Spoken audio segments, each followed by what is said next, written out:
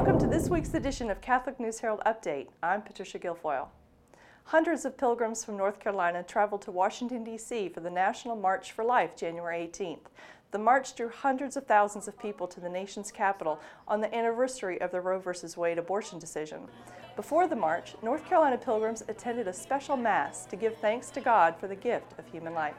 David Haynes has our story. North Carolina pilgrims gathered at the Basilica of the National Shrine of the Immaculate Conception, January the 18th, to attend Mass with their bishops before stepping out to the National March for Life. The annual North Carolina Mass, giving thanks to God for the gift of human life, is a long-standing tradition for the state's two Catholic dioceses.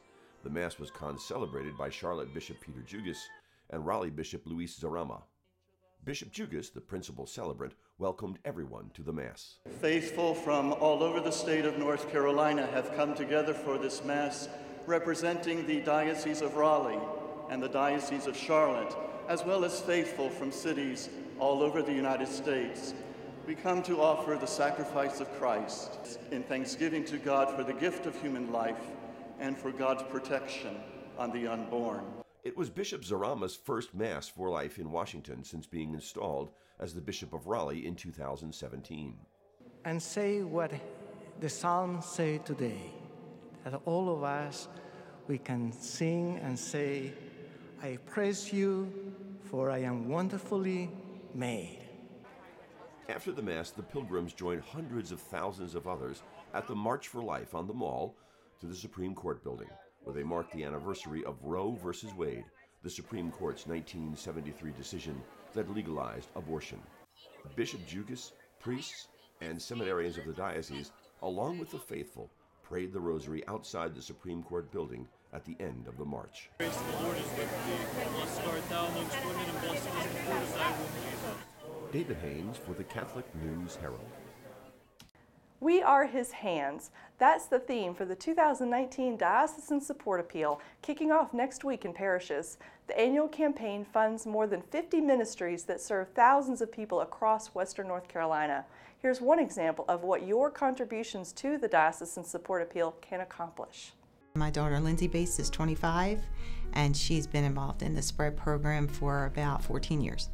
Lindsay has an opportunity through SPREAD to learn about her faith in ways that she understands, that makes sense to her. So when I drop Lindsay off at SPREAD, she's with people who are like her, that want her there. And she just gets to experience our beautiful Catholic faith in simple ways. You really feel the presence of the Holy Spirit each time you walk in that room with them. Life is tough sometimes. People don't understand her, they treat her differently, but there's just total acceptance at SPREAD. When we go to church, she understands what's going on. She gets to be fully involved in our Mass and our sacraments. We let them know Jesus is present, that they can count on Him, like He's around. And believe me, you can come one day and just sit with them and work a little bit. You can feel the strong presence of the Holy Spirit. Before we came to SPREAD, she was baptized and she received Holy Communion. And I thought that that would have been really the extent of her sacraments. And then when we joined SPREAD, they said, no, we need to prepare her for reconciliation and confirmation. I think that Lindsay loves her faith. When we're in church before Mass even starts, I see her look toward the altar, and sometimes I'll whisper, who's up there? Who you seeing up there? And she'll say Jesus, and I believe she sees him. Finally, a look back at historic footage of Mother Teresa's visit to Charlotte in 1995, newly discovered in the diocese archives not long after the death of Bishop William Curlin, Mother Teresa's close friend and confessor. In 1994, shortly after he was named the Bishop of Charlotte, William Curlin received a phone call from Mother Teresa, his friend of 25 years. She wanted to establish a convent of nuns in the Diocese of Charlotte. In June of 1995, Mother and the nuns were received into the community by Bishop Curlin in spectacular fashion before a crowd of nearly 20,000 at the Charlotte Coliseum. My sisters and brothers, the Lord be with you, and also with you. Her 35-minute talk touched on a number of topics, including the love of God. We have all been created for greater things. The importance of prayer. Family that prays together stays together. And if you stay together, you will love each other as God loves each one of you. And the ministry of the Missionaries of Charity, the religious order she founded. The aim of our congregation is to satiate the thirst of Jesus on the cross for love for souls by working at the salvation and sanctification of the poorest of the poor.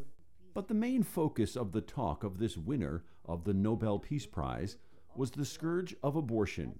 She repeated the confrontational speech she delivered at the National Prayer Breakfast in Washington, D.C. several months before.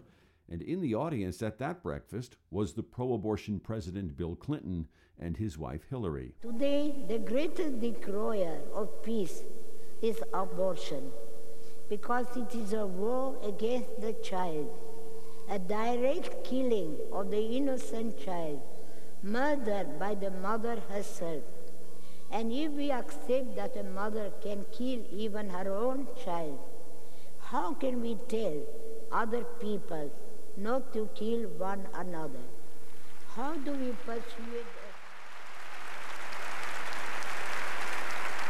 Mother's comments on the sanctity of human life were met repeatedly with applause.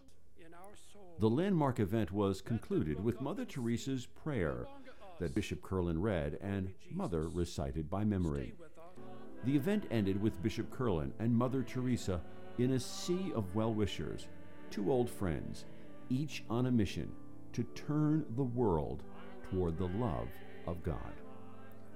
David Haynes for the Catholic News Herald.